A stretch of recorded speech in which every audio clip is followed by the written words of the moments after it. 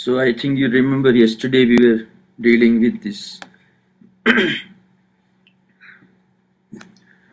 sixth verse. Yetu sarvani karmani mayi sanyasya matparaha ananye naiva yogena mam dhyayante. That's it. Those who worship the Lord, surrendering all their actions to Him and regarding God as a supreme goal, meditating on Him with great concentration, is referring to that. Again, this is a reference to those who worship God, the personal, the supreme reality. We have to remember that whenever Sri Krishna refers to the worship of the personal or God with form, he is referring to his own exposition of God as the cosmic person, God as the creator, sustainer of this universe, God with an infinite number of glories, manifestations and attributes explained in the 10th chapter, that is Vibhuti Yoga. Vibhuti actually means glory, different aspects. In that chapter, the 10th chapter, Sri Krishna made a final declaration that wherever you find a manifestation of something unique, something sublime, something that we cannot explain in terms of logic, there you can see, you find a spark of the divine person. Because without grace of God or without a spark of the divine, one cannot reach that high level of perfection or sublimity. So yadyat vibhudimas sattvam sivadujitam evava. So how do we generally infer existence of God? In the Vedantic literature, the Upanishads, there are different types of inferences elaborated. If you look at the world, look at the manifoldness, the plurality, the indescribability of this world, which is apparently in chaos, you can find a harmonizing principle, a regulating principle behind this apparent chaos. Again, the question why, which science cannot answer, can be answered only if we go beyond inference. I shall make this point further clear.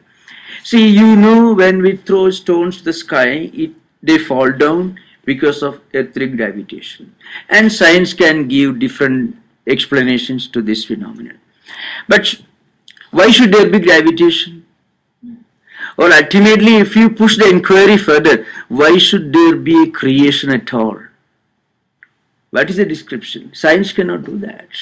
So there is a famous chapter, it's not a chapter, it's a Brahmanam, it's called a section in the Brihadaranyaka Upanishad. It's a dialogue between a highly enlightened, well-educated philosopher, Gargi, that's her name, and the great teacher of Brihadaranyaka Upanishad, Yajnavalkya. It's a dialogue between a great philosopher, Gargi, and a great sage and philosopher of that time, Yajnavalkya. So Gargi goes on asking questions, Yajnavalkya, what is beyond this visible world? And Yajnavalkya gives an answer. And what is beyond that? What is the cause of that? And she goes on inquiring. And when she reaches a particular stage, Yajnavalkya says, look here, this is the end of your intellectual pursuit. This is the end of inference.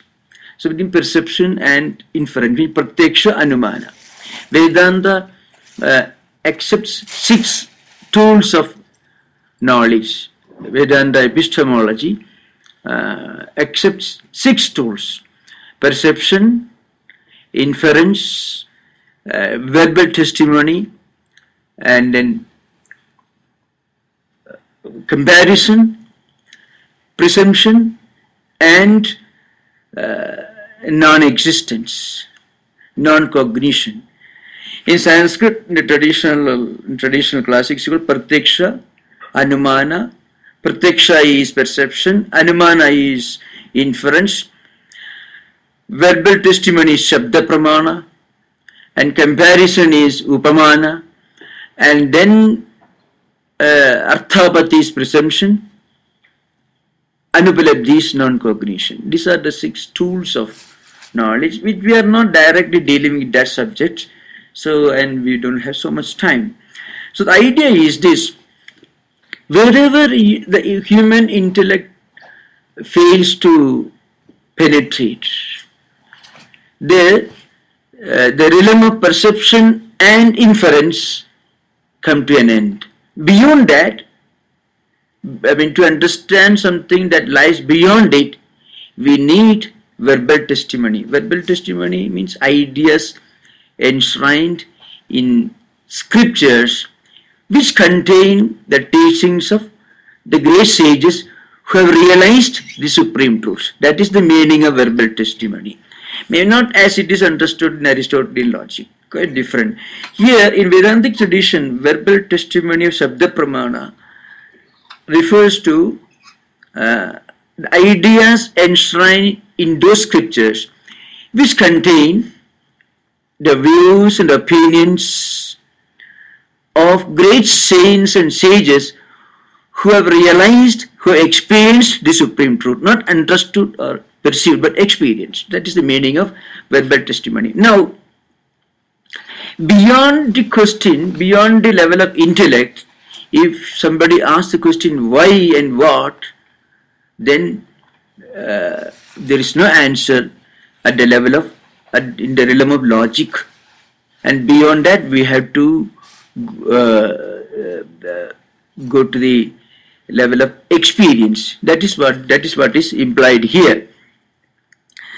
So, yetu sarvani karmani maya sanyasya matparaha ananye naiva yogena mam dhyayante. So those who meditate on me with single-minded concentration, and when they completely dedicate all their actions, verbal, physical, intellectual, and mental, all actions to God, then naturally their mind will dwell upon God, and they will go beyond the realm of epistemology, the tools of knowledge, the theory of knowledge, and then they come face to face the reality of the existence of God, as explained in the 10th chapter. In the 10th chapter, Lord says, you look at the world, you look around, just the majesty or the mystery of this creation. From one angle, you can find this creation itself is the greatest proof that God, there is a supreme intelligence behind all this. But if you look at from another angle, if you go on analyzing every single particle or molecule or every single object in this world, we can give some kind of description or explanation. But why should there be this manifold world? And who is behind this world? What happens to this world? This world certainly is not eternal. Earth is not eternal. Earth remains maybe for 16 billion years, if you believe in Big Bang. So, if beyond that the earth did not exist, and after that also the earth won't exist the way it exists now. So, the entire cosmos is just a temporary phenomenon that comes into existence somewhere in the past, exists for some time, an insect may live for a few hours, earth may live for 16 billion years, but still both belong to the limitations imposed by time. And earth may vanish, it may cease to be the same after some years, after billions of years. So they all belong to time. And anything that belongs to time is non-eternal, according to Vedanta. So there should be an eternal principle as a substratum for all these non-eternal phenomena.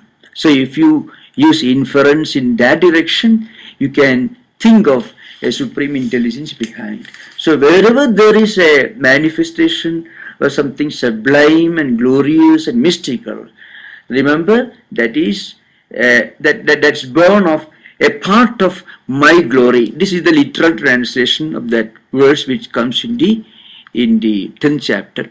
And there the Lord again says in the 11th chapter, of course, he says, Bhaktya tu ananyaya shakya aham evam vidhorjuna yadum drashtum cha praveshtam cha. That is jnadum drashtum cha praveshtam cha, that it means. So parantava. So to know, jnadum, drashtum, to see, to experience, praveshtam, to enter, to become one with it. To know God, to realize Him, and to become one with it. There is no tool, there is no instrument, there is no way other than pure devotion. Ananya means devotion without any distraction, deviation, single-minded devotion. This God can be realized only through this means. But then what about those who don't have devotion? Devotion is not easy. There are many people. In fact, Krishna gives an option even to those who have no devotion, who have not read any scriptures, and who have no faith, who have never listened to any spiritual idea. In the 11th verse you find, after giving a number of options, Sri Krishna says that Atha etadabi ashaktoksi kartum madhyogamasidha sarva karma phalatyagam tata kuryatatmavan. You find in the 11th verse of the same chapter. As a last resort for those who have no devotion, who have no scriptural understanding, and who have no concentration, and who are leading bohemian life. Even for such people, Krishna gives an option, sarva karma phalatyaga, means mentally giving up the results of all actions. That anyone can do. It doesn't cost you anything. In fact, that was the technique which Sri Ramakrishna employed when he converted Girichandra Ghosh, who was a bohemian, a drunkard. And Sri Ramakrishna tried many methods. You take God's name early in the morning when you get up. But he said, I don't know when I'm going to get up.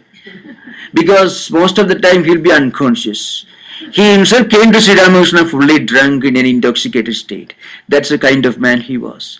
And he became a great saint, and he realized that Sri Ramakrishna was an incarnation of God. So Sri Ramakrishna just told him, you hand over the responsibility of your spiritual life to me. So power of attorney in the legal judiciary terms. So it means whatever you do, you think of me, because your responsibility I have taken up. So Girichandra Ghosh thought this is a very easy thing to do, because he doesn't have to go to any temple, he doesn't have to take the holy name, he need not meditate, there is no effort involved, it doesn't cost him anything. Well, I shall hand over everything to you.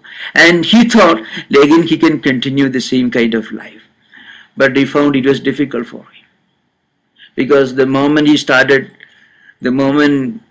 he made an attempt to drink, it became impossible for him. Suddenly he in his mental horizon, he saw the figure of Sri Ramakrishna. So he threw away.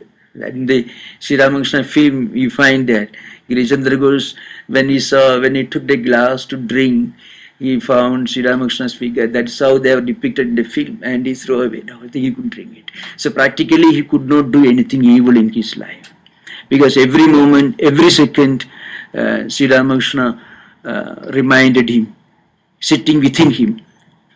The thought of Sri Ramakrishna prevented him from doing anything wrong anything evil. So he became a great saint. His whole life was spiritualized, transformed. So this is the last option which Sri Krishna gives, and you find in the 11th verse. In fact, that is referred to here. Yetu sarvani karmani mai sanyasya matparaha.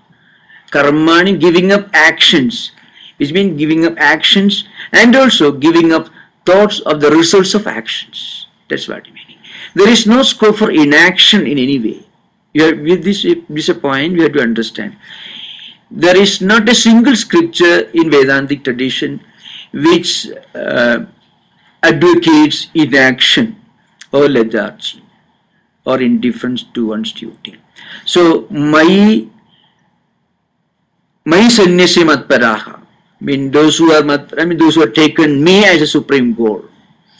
My sannyasi means having given up, having surrendered to me all actions, which means all actions and also all results. Then what happens? Then that man automatically starts thinking of God whenever he does anything. He feels God is the doer. He gives up the agency of action, and he feels God is the one who is doing everything through me, and God is the one who is giving the results of my actions. So practically there is nothing else for him to do. Every moment becomes an act of meditation in spite of himself. So this is mentioned here in the 6th verse. And then what happens? Such people naturally are forced to lead a spiritual life, and their cyclic existence comes to an end. They come out of the wheel of worldly existence, the cyclic wheel of birth, life and rebirth. It comes to an end for them. And now from 8th verse onwards, we are entering into a very important part of this chapter. The 8th, 9th, 10th and 11th. These 4 verses are very important in this. Here you find Lord Krishna depicts the characteristics of 4 types of spiritual aspirants, spiritual personalities, spiritual seekers. The 8th verse depicts the character of a spiritual seeker of the highest type. Those who are completely surrendered in mind, intellect, their thoughts, actions, everything to God.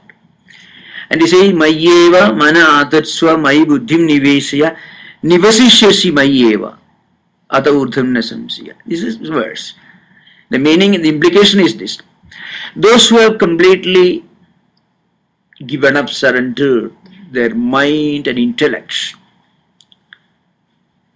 to me, they live in me and I live in them. This is I shall first give an outline of these 4 stages and then come back and give a more elaborate explanation. So the 8th verse depicts the character or the attitude of a devotee of the highest type, those who have reached a very high level of devotional life. Their mind and intellect and their thoughts and aspirations, everything will be God-centered.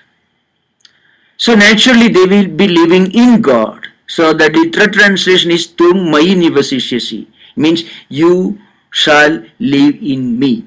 That is the literal translation. But this is not easy. This is certainly not possible for common aspirants. In fact, this is the natural state of great devotees of the world in all religious traditions. So the Sufi mystics or great saints like Saint Francis of Assisi or the great saints of India, in all mystical traditions, people like great saints like Spinoza, you find all this God intoxicated man. This is, of course, these terms are not used in those respective scriptures because this was not developed as a full-fledged science in those religious traditions. But at the experience level, This is what happens to all great mystics and saints who lead a life which is completely God-oriented. They live in God. Now, in the 9th verse, Sri Krishna gives an option to those who are not so spiritually evolved. There he says they should try to practice stage by stage. So, atachittam samadhadam na shaknoshi mayisthiram abhyasa yogena tato mam ichchaptum dhananjaya. That is the 9th verse. The meaning is this: if you cannot concentrate your mind and intellect on God as depicted in the 8th verse, then try to reach this stage through constant practice. Abhyasa means repeated action. It has got different levels of application. I will come to that later when we deal with this sloka, with this verse.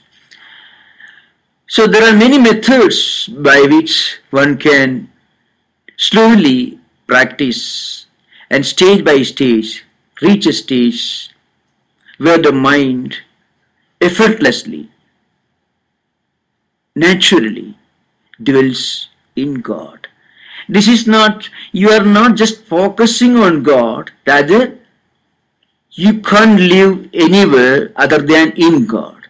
That is the stage depicted in the 8th verse. It's a very high, the highest state of what is called supreme devotion. In the devotional classics, it's called parabhakti, means the bhakti of the higher type. Sometimes it is called mahabhava. In the Vaishnava tradition, it is called mahabhava. It is called parabhakti in the philosophical devotion scriptures of Narada, Shandilya, Bhagavata and other books. But this is also not an easy thing to achieve. Even to practice employing all the senses, mind, intellect, everything to God, it is not easy. Then he gives a third option. Remember, this is, you have to understand these 4 phases as prescriptions for less and less competent spiritual aspirants. The first one is the natural state of the most competent devotee, a devotee who has reached the highest stage. The second one is a prescription for somebody who is less competent. Now, in the 10th verse, there is another option for a devotee who is not even as advanced as the devotee described in the 9th verse, who is still less competent.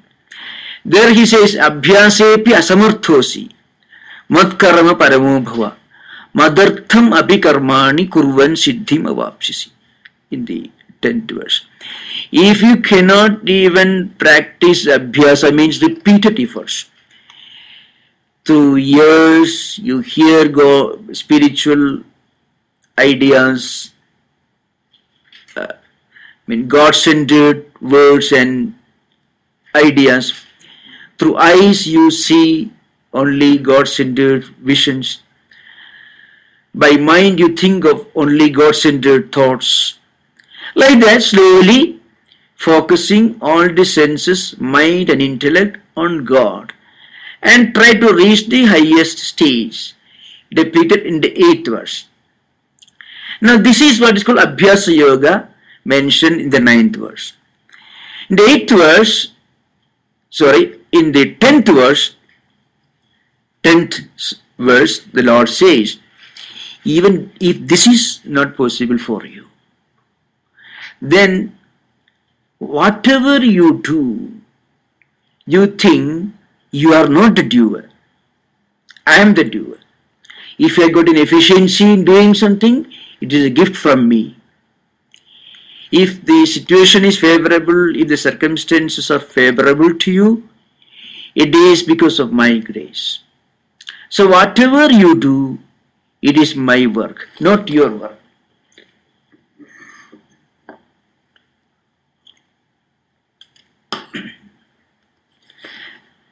it is for my sake that we are doing everything. So this mental attitude slowly will make you fit to practice Abhyasa Yoga, repeated efforts mentioned in the 9th verse. So try to look upon all that you do as my work, and whatever gifts and efficiency or organization's zeal that you've got, think that they're all, because of my grace, they are all gifts from me. This is an option given to a devotee who is still less competent. Then in the 11th verse, Lord Krishna says, as I mentioned earlier, Atha etadabhi ashaktosi kartum madhyogam asidaha sarva karma phalatyagam tatak kuryatatmava. In the 11th verse, the Lord says, well, even if you cannot practice the ideal of doing everything as my action, if you cannot completely give up the agency of action, if you cannot think that I am the doer and it is for me that you are working at the time when you are involved in work, then I shall give you another option. You do everything. You need not think of what you are doing when you are doing, but never have a thought of the results of what is going to happen to you. Mentally, you surrender all your actions and all thoughts of the results of your actions to me. That is very easy, apparently, of course.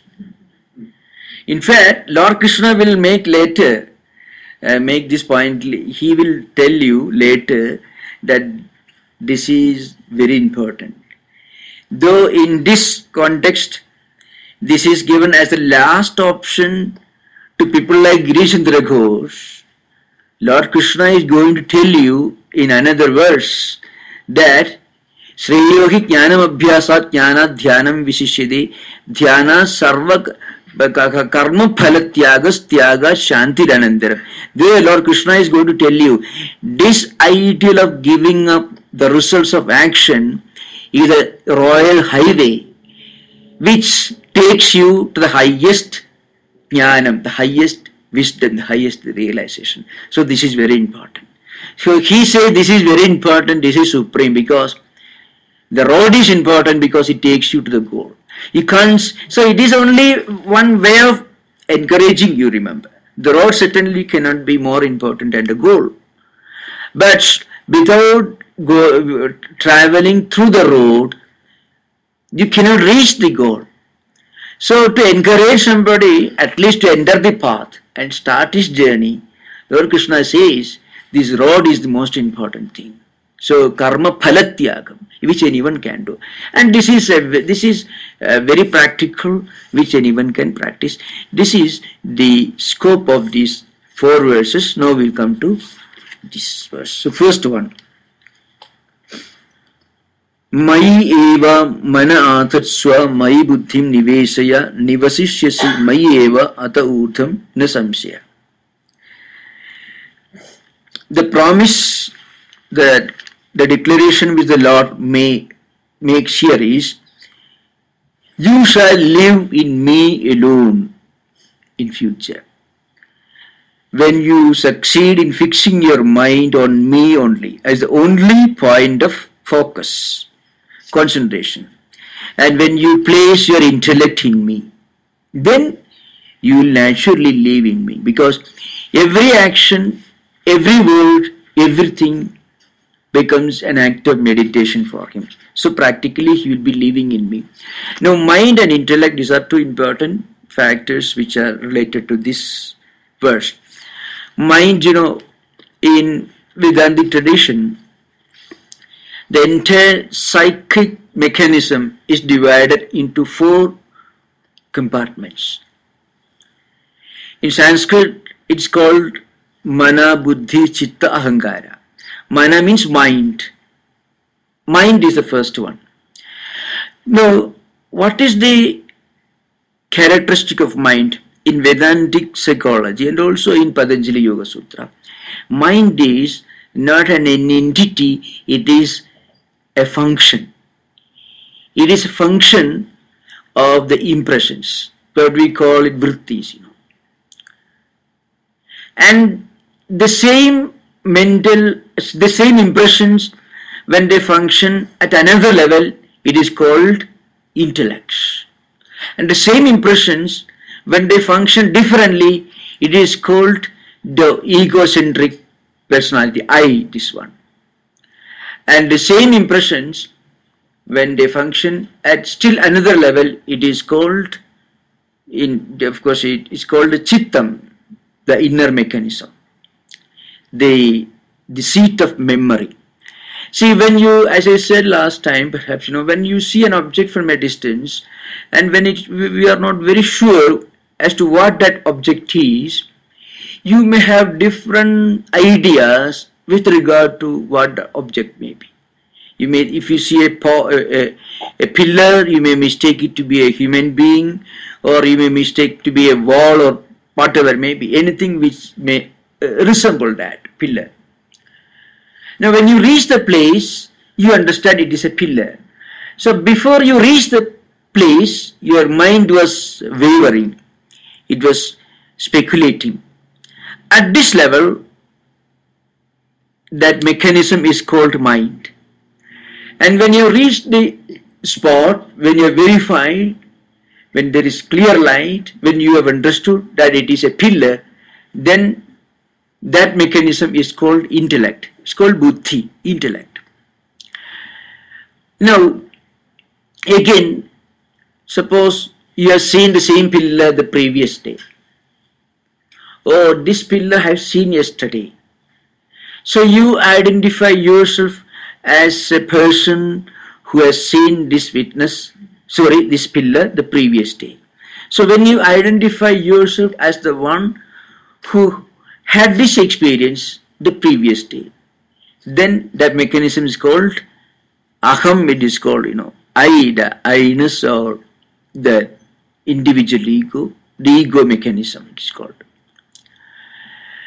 And then suppose you have seen this pillar about, say, 1 week earlier, and the picture of the pillar remains in your memory, and you are able to recognize the pillar as the one which you saw the last week, 10 days earlier, then it is called chittam, it is called the seat of memory. So the function as speculation, the function as cognition, the function as identifying oneself as the previous experiencer, and the function as identifying the object as an object that you had seen earlier. These are the 4 functions of impressions in Vedantic psychology. So mind is very important because we mostly live at mental level. And then intellects. And when mind is not functioning properly, mind can be your worst enemy. Because mind is the best friend when it is guided by somebody, by an intelligent person. And mind is your worst enemy because it is what takes you to wrong ideas, to wrong actions, and to wrong everything. That all problems arise because mind is defective. And again, the way we cognize, the way we perceive things, that's also very important. If intellect is not functioning properly, then even if everything is obvious, you may not cognize things properly. So mind and intellect should be purified. How to purify that? How to get a good guide, a good friend for your mind? There is the best ways to surrender both to God. If there are, I tell you, suppose there are people who don't believe in God. Even for such people, if they can keep their mind and intellect busy in the world of good ideas, good thoughts, noble ideas, that is still better. So even an agnostic can be a good man if he is mentally and intellectually living in a world of noble and helpful spiritual ideas. One can be spiritual without believing in God. It's very important. Spirituality and religion are two different things.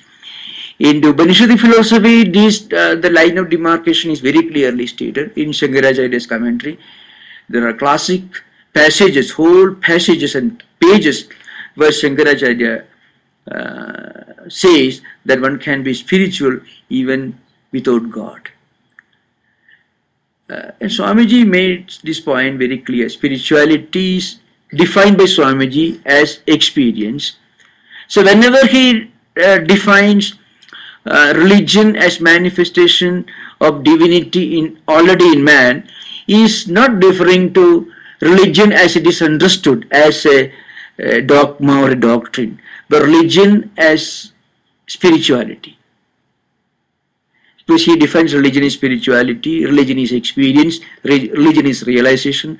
There are perhaps scores of statements like this throughout complete works you find. So even if you can't think of a God to whom you surrender your mind and intellect, you can surrender it to some grand, great, noble ideal.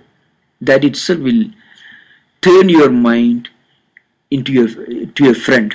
If you don't give a good guide to your mind will be your worst enemy. If you give a good friend to your mind also will be a good friend. These all ideas are stated in many works of Sanskrit classics, mostly in the works of Shankaracharya, Manaiva Manushyanam Bandhanam Mojanam Bandhamoksha. Already you find in Mahabharata, many statements you find. Anyway, I am not coming to that.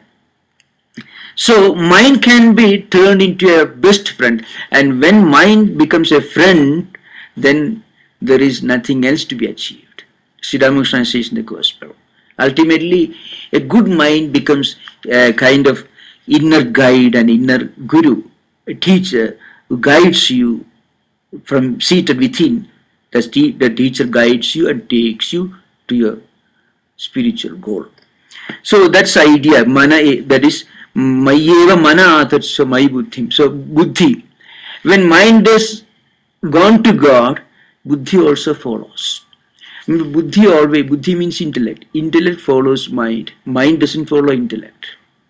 Though in Vedantic psychology, mind is, Sankalpa, Vikalpatmika, Antakarna Vritti, Manaha, and Nishchayatmika, Antakarna Vritti, Buddhi. These are the definitions. So, intellect is cognitive faculty, and mind is speculative faculty. But mostly, man means human beings live at a mental level, not intellectual level. So the way we cognize or perceive things with our intellect depends upon our state of mind. If the mind is alright, then intellect perceives things properly. Mind cannot follow intellect unless mind itself evolves. So that's why Lord Krishna says that in the case of a devotee of God of the highest type, his mind and intellect automatically, naturally dwell in God, and they live in God, and naturally God also live in their hearts. That's both the case. Now, in the 9th verse, Atha chittam samadhadam na shaknoshi mai sthiram abhyasa yogena tado mamichhaptum dhananjaya. This abhyasa yoga is defined by Shankaracharya as ekasmin alambane sarvada samahritya punah sthapanam. This means, technically it means repeatedly making an effort to keep your mind on one particular object. That is what is called abhyasa. Now, in Sanskrit classics, there are different interpretations to this abhyasa. Some of them are very, very scientific and psychological. I mentioned perhaps yesterday or day before yesterday, I mentioned the story of Prahlada. If you want to read more about him, you can read that in Sister Nivedita's Cradle Tales of Hinduism. You find many stories throughout Prahlada and all that. Now, as I said last time, Prahlada speaks about 9 types of devotion. The sloka is this: Sravanam, Kirtanam, Vishnu, Smaranam, Padasevanam, Archanam, Vandanam, Dasyam, Sakhyam, Atmanivedanam. Iti Pumsarpida Vishnu, Bhaktische Navalakshana, Kriyate Bhagavati Adhva, Tanmanne Adhidam Uttamam. This is the verse. The translation is this. Sravana means hearing. Hearing things which will be conducive, helpful to spiritual life. Otherwise, we will hear wrong things. See, the mind can never remain neutral, and also 5 senses. If you don't give good food to their 5 senses, they will eat bad food, poisonous food, and they will die also. That will lead to death. If you don't give good food to mind and intellect and senses, then they will naturally select their own food, and that will be very harmful to spiritual life. So that's why it says, first the ears, Sravanendriya, Sravanam. So listening to spiritual ideas, spiritual talks, ideas and thoughts and words which will be helpful in leading a spiritual life. That's one. And then repeating that, verbally repeating those ideas. Because repetition helps us to concentrate on those ideas more intensely. And then that is not enough. Then Prahlada says Smaranam. Smaranam means remembering. Now remembering is very important. Hearing and repeating without remembering may not have much effects. Because when we remember, we are able to remember only what we have carefully listened to. Otherwise we won't remember. See, if you listen to a song this morning, and if you repeat that not loudly, and if you mentally or even loudly, if you practice it, you are able to remember it. You are able to remember the way the musician was singing. So there is a hearing process taking place at the subtle level. Your ears are not involved, but your mind is involved. So the memory mechanism, it is called chittam, it is a repository of memories. It registers these memories. And it registers only memories of things which you listen with great attention. Otherwise it won't register. We see and hear many things, we don't remember them. But whatever we hear or see with attention, we remember, because they have registered their impressions on that mechanism called chittam, or the seat of memory. So we are able to remember. That's where we are able to repeat the same sounds again and sing that song again. So Smaranam, that's what Prahlada says. Remembering. And then Prahlada also refers to external rituals. But these 3 are very important in Abhyasa Yoga. Listening to ideas and words which are helpful in spiritual life. One way they keep you away from listening to negative ideas which are harmful to spiritual life. So it is said, as I said last time, these flies and honeybees cannot coexist. So I think Bible, where there is death, there will be flies, and where there are flies, there will be no honeybees. So if our mind is full of noble thoughts, then evil thoughts will not enter the mind. And These five senses are the doors through which ideas and thoughts enter the mind. And hearing is very important, because hearing helps you to remember. You are able to remember because all the five senses are cooperating. Otherwise, you won't be able to remember. Because concentration is necessary for remembrance, and concentration means mind and all the five senses together focusing on one object. That is what concentration. That you remember. Otherwise, you won't remember anything. So, Prahlada says, listening to spiritual ideas and then repeating those spiritual ideas with concentration and then remembering. So, listening, repetition and remembrance. These three faculties. And then Prahlada gives 6 other elements which perhaps may not be directly related to Abhyasa Yoga, but they are helpful. Doing the external ritual, if you are interested, you can do. Then, so doing service to other human beings, Pada Sevana, means those who belong to the Lord's kingdom, they are all your friends, so doing service to them. Then Archanam, Vandanam, Dasyam, then consider yourself as the servant of God. These are all related to Vaishnava tradition. But the first 3 are very, very important. That is, listening to good ideas, and then repetition, and remembrance.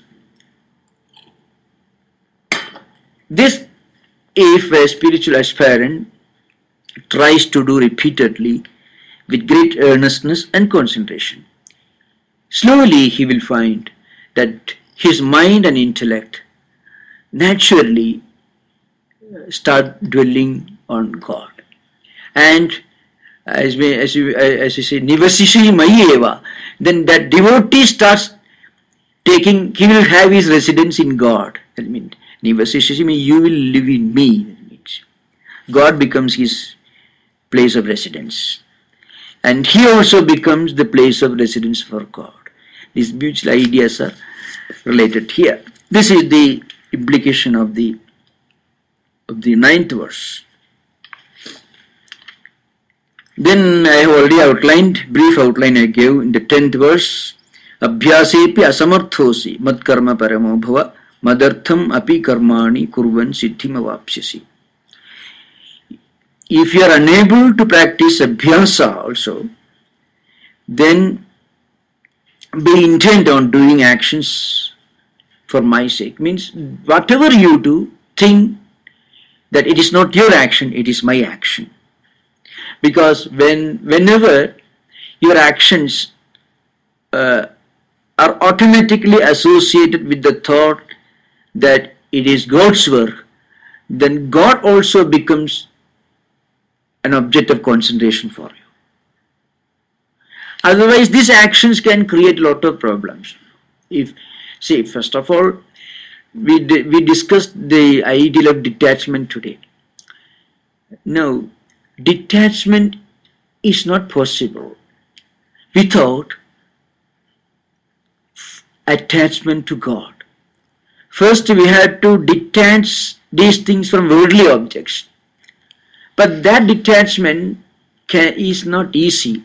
The only way to get our mind detached from worldly objects is to get it attached to God or some great ideal. But for those who believe in God, it is very easy and very simple.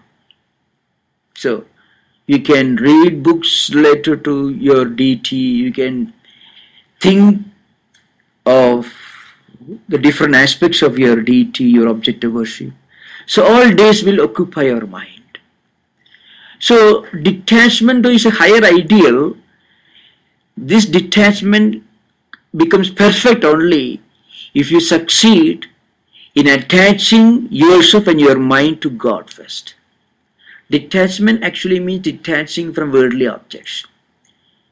And without a counterpoint of concentration, of counter focusing point, you cannot withdraw your senses from world. It is impossible. In fact, Arjuna was, as I said last time, Arjuna was very much a man of this world. The Arjuna whom you find in Gita. He is not a great spiritual man. As other great saints, you find Mahabharata, Vidura, Bhishma, Kripa, and other great souls. Arjuna was a man of this world. So Arjuna thought that, well, Krishna talked about detachment, all this. And Arjuna thought, well, if I just simply keep quiet, then I can avoid the problems of work. By not doing work, I can avoid the problems of work. But Krishna insists that you can go beyond work only through work. You cannot run away from work by inaction, through inaction. In fact, there is a verse in Gita where Sri Krishna calls Arjuna a hypocrite. See, he says in the Mithyachara sa uchyate sarvendriyani samyamya yaste manasa smaran indriyarthan vimudhatma mithyachara sa uchyate. Very uncomplimentary way of addressing a person. He says you are vimudhatma means you are completely deluded. You are absolutely deluded. You are living in fool's paradise. See, mudha actually means somebody whose intellect is completely deluded. Vimudha means Visheshana mudha means he has reached the perfection in ignorance and delusion. So that's what Krishna implies. And then he says, Sarvendriyani samyamya yaste manasasmara. A man or any person, anyone who has completely withdrawn his senses of action and perception, the 10 senses, action and perception, and sits quiet, he is completely deluded and is a hypocrite. You know the reason? The sloka, the verse is manasa smaran. Suppose you want to achieve something, you have not given up your desire, but you have only given up your effort to achieve that object. Then you sit in an easy chair, you are completely inactive. What happens? Your mind will be dreaming, thinking of that object. Yes, your senses are completely withdrawn from the object, but mind is not withdrawn. So even if you physically remain quiet, your mind will be hyperactive. It will be dwelling on that object. How wonderful it would have been if I could achieve that. So Krishna says this is hypocrisy. Now if anybody tries to withdraw his senses from action, if he tries to avoid the problems of action, the problems of activity by running away from action, he will never grow an inch spiritually, because a child who wants to avoid the problems of going to school or a college and undergoing the rigors of studying, and if he simply keeps quiet and he thinks, well, he has avoided problem of education, he will remain illiterate throughout his life. So the only way out is, instead of withdrawing the senses from action, divert the senses towards positive action, towards positive ideas. So Sravanam means, instead of listening to bad things, listen to good things. Instead of doing bad things, do good things. So that way one can completely divert all his senses, mind and intellect towards God. So in the 10th verse he says, Abhyasepi asamarthosi mat karma paramo bhava. So abhyasa is the technique of diverting all the senses, mind and intellect towards God by resorting to some well-known methods like formally listening to discourses on spiritual topics or reading also. Even if you read, Swadhyaya it is called, say ceremonial reading of good books with concentration. That also is as good as Sravanam. So all these are possible. But if you don't have time, or if there is any problem for you to pursue this path, then Lord Krishna says Mat Karma. That means I am God's servant. Whatever I am doing is not my work, it is God's work. Whatever efficiency or success I get is God's gift. And this is purely objective. There is no meditation or introspection involved in it. It's just an attitude towards what we do. Changing our attitude and approach towards whatever we do. It's very simple. It is objective and it is somewhat external. So anyone can practice this. So then says, this is one way for you to achieve the level of abhyasa and then the higher concentration. So abhyasepi asamarthosi mat karma paramo bhava. Whatever you do, think that you are doing everything for my sake. It is my work. Madartham api karmani kurvan. Whatever you do, you are doing for me, not for yourself. Because if this is done sincerely, every action, every deed will be accompanied by some thoughts related to God. And that way, you can detach your mind first from worldly objects and attach it towards God. The next higher attachment which we discussed yesterday comes at the third stage. So no one should try to forcibly detach his mind from his duty, from external things.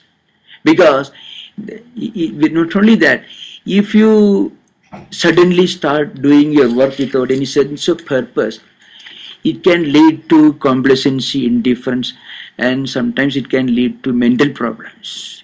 And suppose a student who is working very hard, or an employee who is working very hard, very sincerely, with a strong sense of purpose. He may be doing it for getting a promotion. Student may be studying for getting high grade. You tell him, well, don't have any sense of purpose. Detach yourself from all the objects, And if he's foolish enough to take seriously your advice, then he'll become a total failure. And not only that, and sometimes it can cause confusion in mind also. Because it doesn't have any effect, it has negative result. Instead of achieving his goal, he fails the examination. The employee becomes a failure in his profession. And this is the result of listening to spiritual advice. Then what is the use of that spirituality? So, Sri Krishna doesn't mean that you should forcibly detach your mind and intellect from the work you are doing. The first stage is detach from worldliness and attach it to God. Because you need to attach your mind and intellect to something. That's very important. We need a focus point for thinking on or concentrating on. So first one should try to detach our mind and intellect from worldliness and attach it to God. But this doesn't involve any inaction, complacency or indifference. Just think that you are doing this for God's sake. It is God's work, not your work. And the success, the efficiency or the proficiency that you have in this profession is a gift of God. It's not your own. This slight alteration in our attitude is what is implied here. I think we will have a short discussion, maybe about 25 minutes. If you want any further clarification, I can see. Otherwise, I can continue the text as well. It depends upon you. Here it is said that whatever work you do, think that it's for doing for God's work, God's sake, right? But first of all, we'll have to don't we have to make sure that the work that we are doing is something that is approved by God, that is approved by ethics, approved by morality? It cannot be any work, right? Yes, Another question I had quickly about the fruits of the action in the next chapter that we read. This fruits of the action means, suppose I invest $10,000, right, and I make like $1 million, right? So the fruit of the action is the difference of this money. So don't the person who invested, he doesn't claim that money, he has to offer it all to God or what? Yes. Now first, what's the first question? This is one after another. If you give, Yeah. the first. This, like doing action, whatever action we do is for God's sake. Right? Yes. But that action has to be something Yes. No. Moral, ethical, approved. Normally, all wrong actions, unethical or immoral actions which generally may not be approved by law, are due to selfishness. You can never do anything very bad and say that this is unselfishness. In fact, all acts of immorality and unlawfulness are associated with selfishness. We cannot. Well, you can say, and I would say all bad actions. All bad actions are associated with selfishness. All unselfish actions need not necessarily be moral or ethical, but all unethical actions, immoral actions are related to selfishness. This is a very important distinction we have to make. All unselfish actions may not be good, but all bad actions are certainly selfish. Because unless a man has got some selfish motive, he will not do anything wrong. If he has no selfish motive, he may remain inactive, that's true, but he cannot do anything wrong. So, it's very important, and you talked about law. Yesterday I elaborated on this point, law is always neutral. And again it is changing. Law is not necessarily always related to morality. Many immoral actions were legal at one period of time or other. It's true, So, that's when. Then second question The question about the fruits of action. Oh, yes. Can we give up Yes. As I said, it's an attitude. Physically, you are not giving up your salary, your profits or anything. All that you get is a gift from God. That's mat karma paramo. That attitude. Because if you think it's yours, then there is no place for God in your horizon, mental horizon. But if you think, well, in a way it is true, for a devotee, for anyone who believes in God, God is the creator of this world. So whatever happens in this world is by the will of God.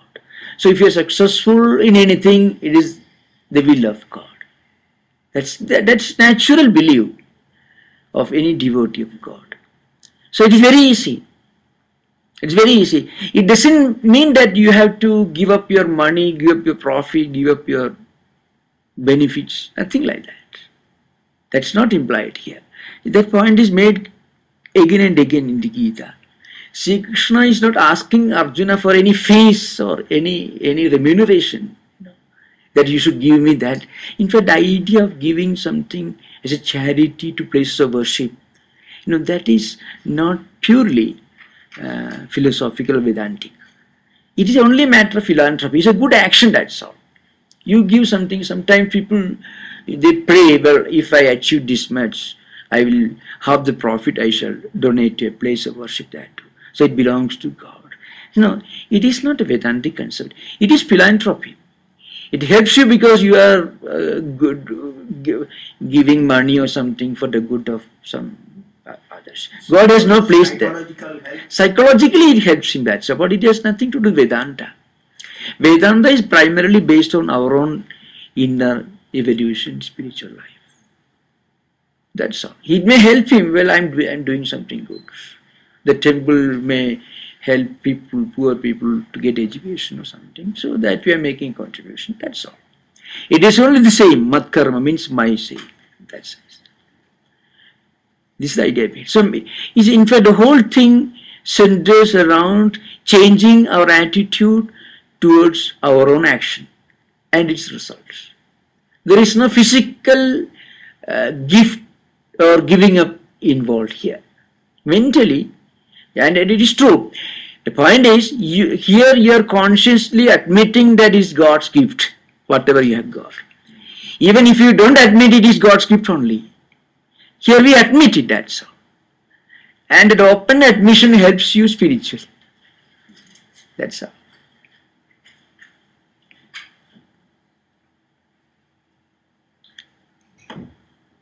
See, if we accept God's grace consciously, we can avoid all these problems, anxieties and all that. If we don't admit it, still it is not yours, it belongs to God. But you have plenty of problems, that is your fault. To avoid this, we admit it is God's business. That's what is meant here, 10th verse.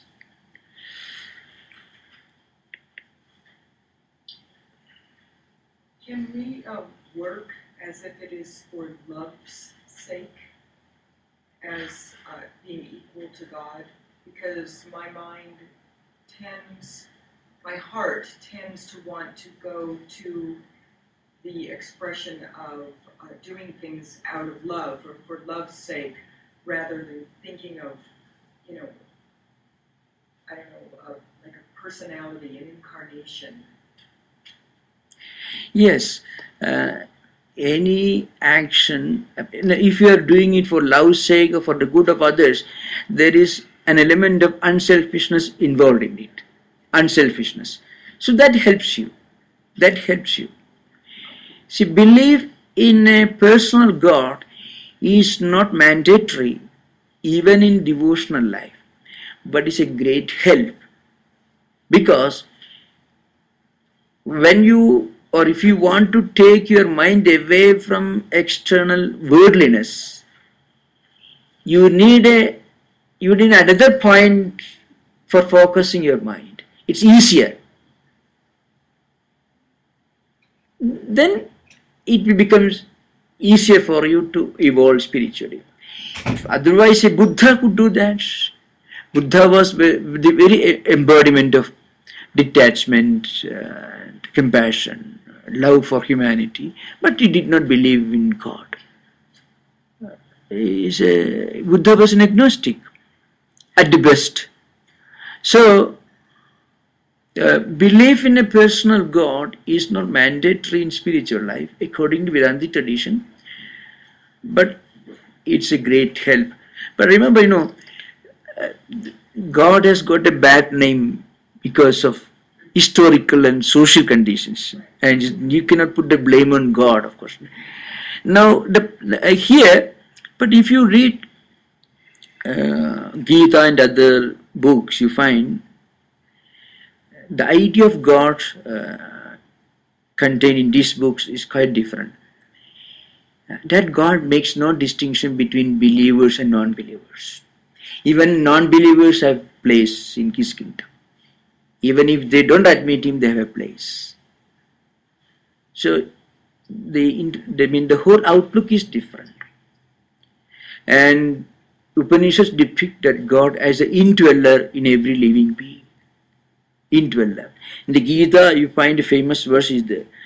Ishvara sarvabhudanam hridesi arjuna tishtadi brahmayan sarvabhudani yantra rudhanimaya. It's a very famous verse. The meaning is this. God is sitting in the hearts of all. Inner resident.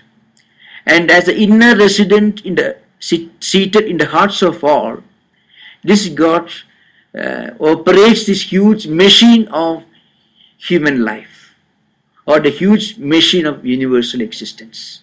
That's the meaning here. So there, you don't think of God in terms of somebody who creates this world and then sits somewhere supervising His creation and perhaps with a grim expression on his face, with a rod in his hand. That is not the idea of God that you find in the Gita. It is entirely different.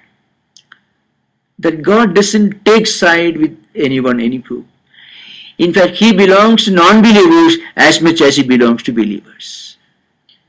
So really, I could be looking at using the word love really as meaning God.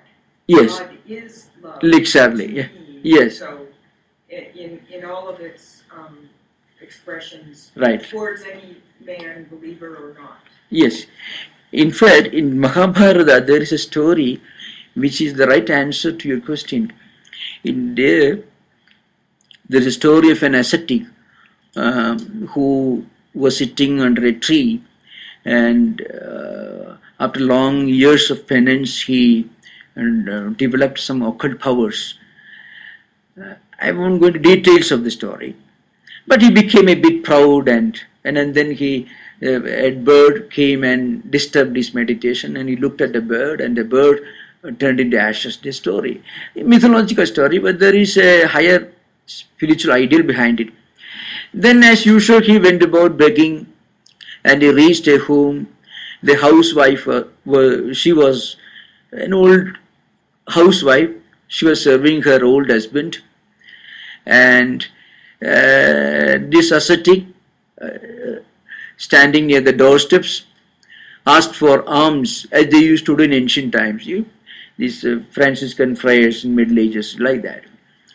So, and he found that lady was not listening to him, or rather was a bit indifferent. Then he shouted, "Do you know what I did a little earlier? Then there are no birds here for you to turn to ashes." The lady was busy serving her old husband, and she had not done any penance other than doing her duty as her husband, as a wife, old wife, serving her old husband. He was blind, in fact. So this man was a very intelligent man. So he thought there is something interesting in this lady. Then he became very humble. "I'm sorry. How did you know what happened, what I did a few hours earlier?" He said, "Well, I'm not a great ascetic like you. I'm a simple woman serving my old blind husband. This is the only penance I have done, nothing more, nothing less. But if you want more wisdom, you can go somewhere else. There is a place." And she gave direction. "You turn this way and go to that place. There you find an old man sitting." He gave a clear picture of the type of the man she was directing him to. And then this man went there, and he took the road that she recommended, took him to a butcher shop, and he was busy cutting meat and distributing. And he asked, "Oh, you are the man, you are the great ascetic sent by the housewife, saying somewhere, far away, mind you." So he suddenly realized here is a man who is a very wise man. And what is his job? Not doing religious rituals in a place of worship, just selling meat. That was his duty. And then after he asked him to wait for some time, and after some time there is a long discourse of high metaphysical spiritual idea, which is known as Vyatha Gita, means the song sung by Vyatha. Vyatha is a butcher, the name of a butcher. It comes in the Mahabharata. So there you find so much of philosophy, so much of spiritual wisdom. So it is not necessarily related to faith in a personal God or anything. So you can find highest morality is possible without faith in God or without faith in any of the rituals. So you can find here. All this you find in Mahabharata. But Sri Krishna is here addressing a man who wants some practical steps. His mind is distracted. He is suffering from conflicts. So he wants some practical steps. So Krishna is telling him, all right, first you turn your mind, your senses far away, and try to attach your mind to a noble idea. and God comes in handy. But we have to remember, what kind of God are we thinking about? It is not an angry God who is an uncompromising person who threatens to send you to hell. Nothing of that kind. There is no hellfire in Vedanta. Nothing of the kind. That God is the indwelling, the all-compassionate. So the moment you can think of such a God, the problem is solved. God is not such an unwelcome, undesirable thing in Vedanta, because their God is the indweller, not only in human beings but the entire creation. And to what extent we manifest these godly qualities decides our own spiritual status. In fact, Swamiji refers to this intricate point in one of his classic statements. He says the difference between an amoeba and a Buddha is not one of kind, but one of degrees. An amoeba has evolved to only very limited level. A Buddha, an enlightened man. Buddha, Swamiji perhaps doesn't necessarily mean Buddha, the historical figure. Even if it means all right, the Buddha means the enlightened one.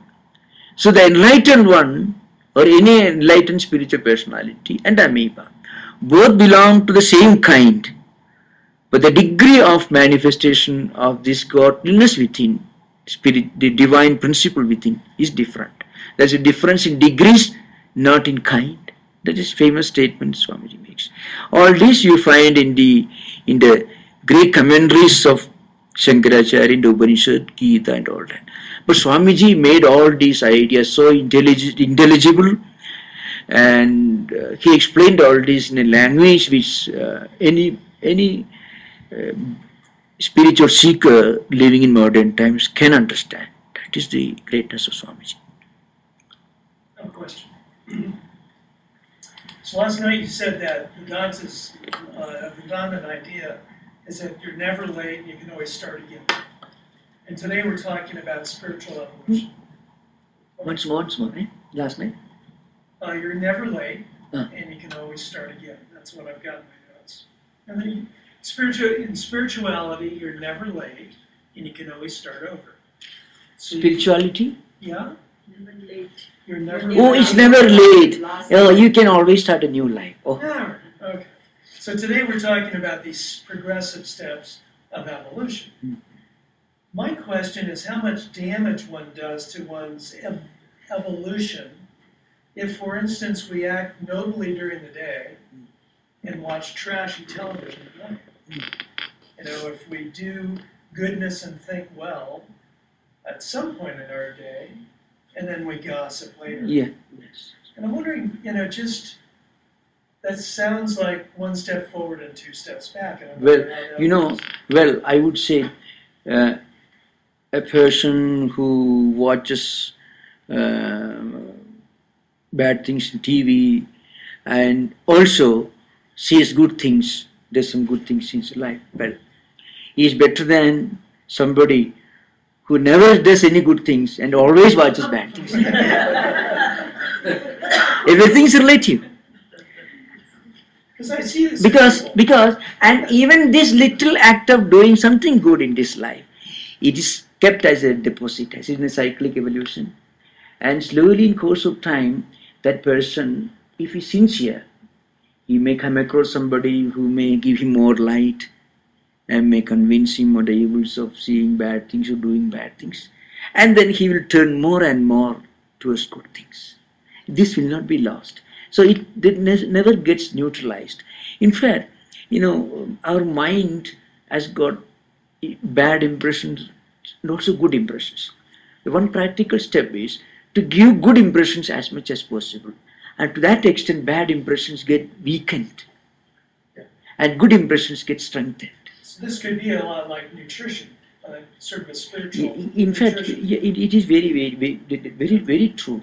That's why sometimes you find a great, successful businessman, philanthropist, Rockefeller, Ford, Carnegie, many you find, and also in India we got people like Tata, you know, after making a lot of profit, perhaps resorting to cutthroat means, they feel well, we must do something. So the bad karmas which they may have accumulated while making profits in the early years get somewhat weakened or in course of time neutralized by the good deeds which they do later. So this is what really happens. So many people become very broad-minded, great philanthropists, those who have resorted to making cutthroat profits, questionable means in business practices. Later they change. When you leave, you can find many all over the world. You find such people. They are certainly much better than those who never do anything good, only resorting to these bad practices. They are certainly much better. And in course of that's why in course of time they evolve. That's why even to be able to appreciate spiritual ideas, one must have some familiarity, maybe sometime the remote past, with these ideas. Otherwise, we won't be able to appreciate even. That's why as I said in Vedanta, we believe in cyclic existence. It's called. It's like not a straight line progression, because straight line progression ends at that and St. Peter's Gate. Who opens the door of St. Peter's Gate? But here, whatever you do, or according to Darwin, it ends with human beings, from chimpanzee to human being, amoeba, whatever it may be. But in Vedanta, we evolve. Every time we evolve. That's why it's never late, nothing is lost. That's the idea behind it. It is not a straight line progression, it is cyclic existence.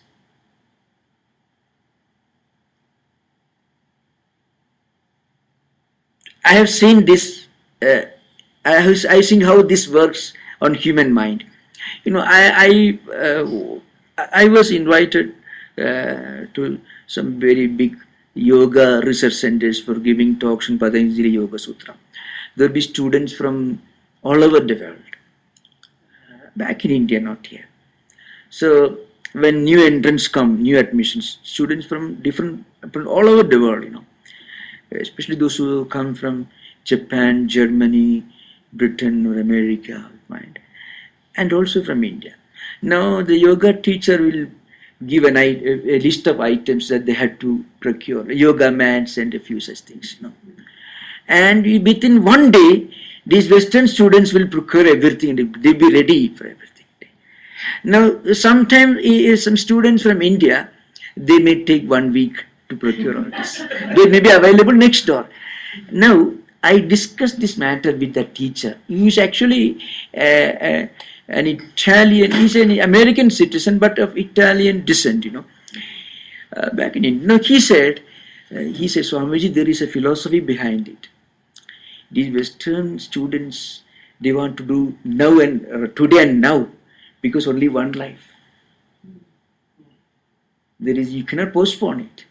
So the moment they get the list of the items required, they will go to the city and buy. It's located in a big lake near, not so big, but smaller lake. But Indian students, they are, because they are not Vedantins, they don't know anything about Vedanta philosophy. But there is an inherent belief that this is not the end of the journey. It continues. This idea in cyclic existence, though it gives you a lot of peace of mind, how it works on human mind, even in day-to-day activities. I'm giving an example how it works. On the one hand, you feel, well, there is always a future. Nothing is lost. God is seeing everything. God will give me a better future, next life. So let me do some good things here. I will have a better future, more happy life somewhere. That idea is there. So this works, and it influences our whole attitude, not only towards life as a whole, but towards our activities. So sometimes it may lead to complacency also. That is true. But there is an undercurrent of the belief that this is not the end of the journey. There is something still beyond this. So whatever little I do, if I can't do everything, all right. Let me do whatever little I can. So you find in many near temples, you find these poor, illiterate rickshaw pullers. They will take some leaves, say flowers, and put to the temple, and again start doing sorry. They feel that this will help them sometime, not in this life. In this life, they don't have much hope, of course. Next life, something brighter. They will have better life. They have higher evolution. So this inherent belief in the eternal nature of the soul sometimes works the other way, as a positive force in spiritual life. And Swamiji says the infinite oneness of the soul is the eternal sanction of all morality and all ethics and all good actions. But the belief that spiritually the entire human existence is one is the foundation of the highest morality and ethics, because you don't make any distinction between even human beings and non-human beings. The entire existence is one spiritual entity. Is it? Yes. I think we have already. Still, one more question you wanted to ask in a few minutes. She was saying something. Then, when you are saying the comparison, the Western student and the Indian student, oh yes, I was thinking, is it due to the laziness? it could be. It could be. In fact, in many cases, it could be. But behind this laziness, philosophy, very often, an attitude, a philosophy of life, it creates an attitude. Not only in individual, but in the whole nation it becomes. They may not know anything about Vedanta. If you ask them about it, they do not know. But idea that this is not the end of the journey, there is something beyond. The idea of love, karma and rebirth are built in Vedantic philosophy, not only philosophy, but the culture. And culture goes deeper, Culture doesn't require the help of philosophy to be dynamic. Culture goes deeper. So they don't know anything about philosophy or any of these things. But somehow it's a built-in belief in their culture that this is not the end of the journey. In belief in the doctrine of karma and doctrine of rebirth. This idea. Okay, I think we are. Om Shanti Shanti Shanti Sri Ramakrishna Pranamastu.